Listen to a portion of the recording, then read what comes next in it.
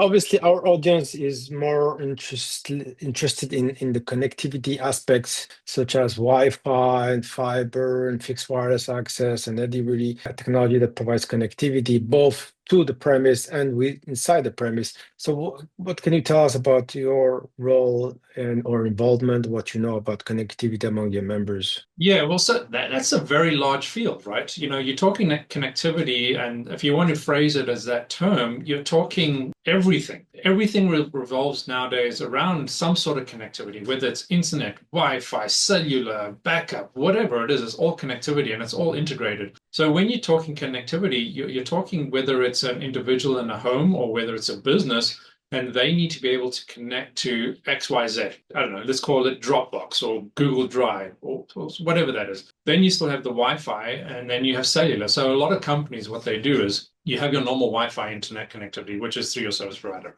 And you can deploy that in various shapes, forms, and sizes. And then what they do is they do a backup through a cellular backup. So if they lose some sort of internet connectivity through Comcast, Xfinity, then they piggyback on the cellular connectivity.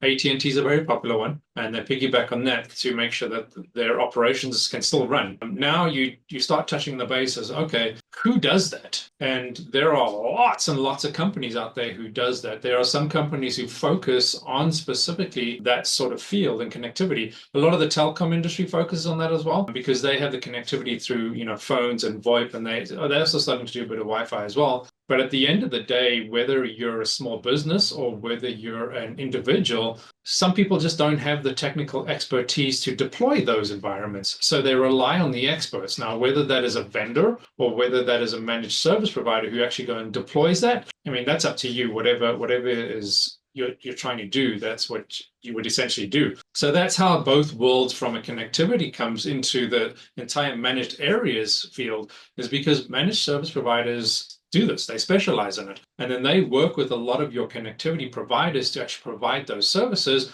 And the MSPs go and deploy it and then manage it on behalf of clients as well as private individuals.